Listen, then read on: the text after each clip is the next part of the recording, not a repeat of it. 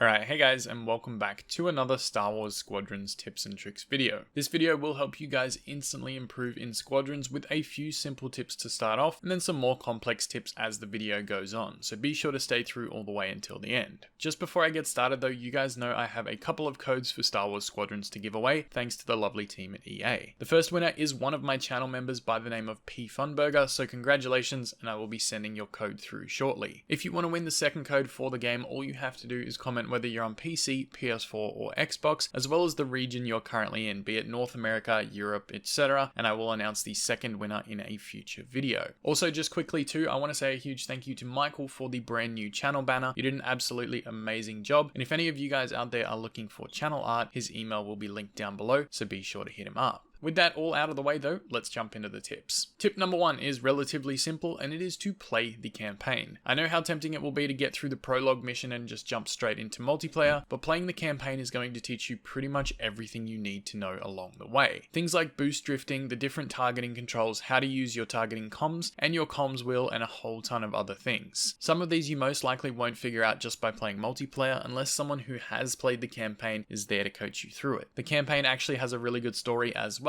so it's not like you're just going to be playing purely for the skills you'll learn, but you'll probably enjoy the story too. Tip number two is boost drifting. Now, if I could pick one single thing in this game that I wanted you to master to instantly improve, it would be this. Boost drifting is one of the core gameplay mechanics for losing a tail in Squadrons. This game isn't like Starfighter Assault in Battlefront 2, where flying around in a circle until the enemy chasing you gets dizzy is the ultimate defense. In Squadrons, not only can you boost drift to jet away from your opponent, it can also set you up for a quick 180 into an attacking run right back at that person that was chasing you, turning the tables back in your favor. Tip number three is power shunting. Now, this tip is specifically for the Empire. When playing as the Empire, 3 out of the 4 classes, excluding the support class, do not have shields. So to balance this, they've given the ability to instantly shift extra power either to the engines or to the lasers. For example, imagine you're going in for a strafe run on the enemy's capital ship and an enemy starfighter appears in front of you. You divert all power to lasers and you blast him down. However, now you're next to the capital ship and have to wait for your lasers to recharge. Well, by holding square on PlayStation or X on Xbox, you can now shift the remaining power into your lasers or engines on the spot by moving it to the left or right with your analog stick. This will refill your lasers instead of having to wait for them to recharge, and allowing you to continue attacking that enemy capital ship and save yourself some time.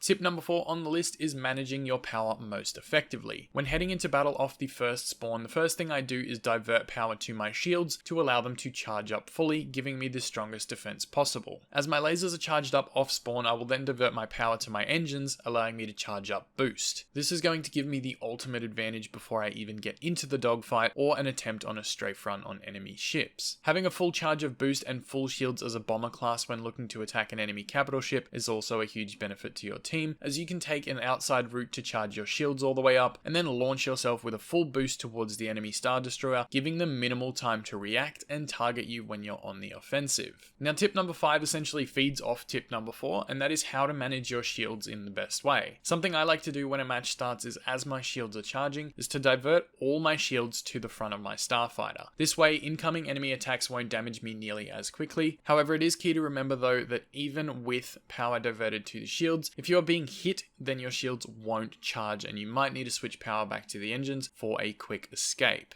Now, in the case of dogfighting or general ship-to-ship combat, there may be times where you're being chased. This is prime time to send your shield to your rear deflectors to avoid damage from behind. Also, when going in for a strafe run on the enemy capital ship, it can be good to send shield power to the front if you feel as though nobody is behind you. This will absorb some of the incoming damage from the enemy capital ship, as well as the Imperial ships that have just spawned freshly in front of you. Tip number 6 is stop back into your capital ship for a recharge. During fleet battles, there are times throughout the match where you will take a lot of damage and you might not have repair components equipped on your starfighter. Heading back to a resupply area or back to your capital ship if they've been destroyed will recharge your missiles and also your hull integrity or health. This is going to be much faster than letting the enemy team kill you, waiting 17 seconds to redeploy, which in my opinion is way too long, and then flying all the way back into battle from your capital ship anyways. So make sure you utilize these areas. Tip number 7 is don't use countermeasures too early. Using countermeasures as soon as you see the enemy locking warning warning is not the most effective way to use them. Using them when a missile is getting close to your ship is the ideal time to deter them from hitting you. If you activate your countermeasures too early, the enemy will just relock as they haven't wasted launching a missile at you yet. What you want them to do is to waste what little opportunity they have at hitting you. They don't have a lot of missiles loaded up, so what you want to do is, instead of delaying it a few seconds by using your countermeasures straight away, wait for them to actually fire the missile at you and then use your countermeasures, making them waste that missile that they have. Tip number 8 is in fleet battles, pick the most effective ship for the situation. At the start of a fleet battles match, you begin with a dogfight in the center of the map. It might be smart as a team to deck out faster and more maneuverable ships, paired with a support ship to help steamroll the enemy that are incoming and give your team the early morale advantage. After successfully pushing the enemy team back, it's quite easy to duck back into your capital ship, grab a bomber, and prepare to strafe run on the enemy. Tip number 9 is turning faster. Now, I did mention earlier that having power to your engines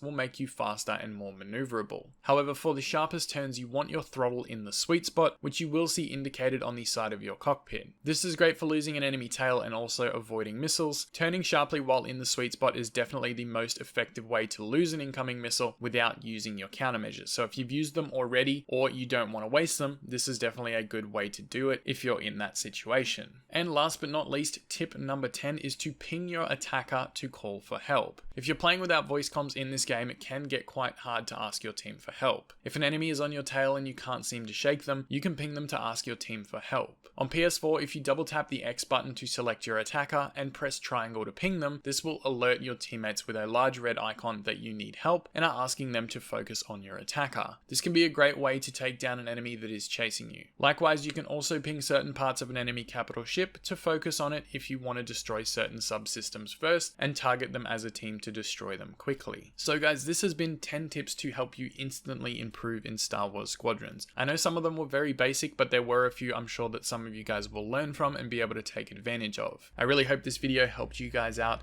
You guys have been helping so much on the channel lately. It's been doing absolutely amazing, and I just want to say a big thank you for that. But anyways, with all of that said, I am going to get out of here now. I appreciate every single one of you that tuned in today. Thank you so much. I will see you in the next video, and may the Force be with you always.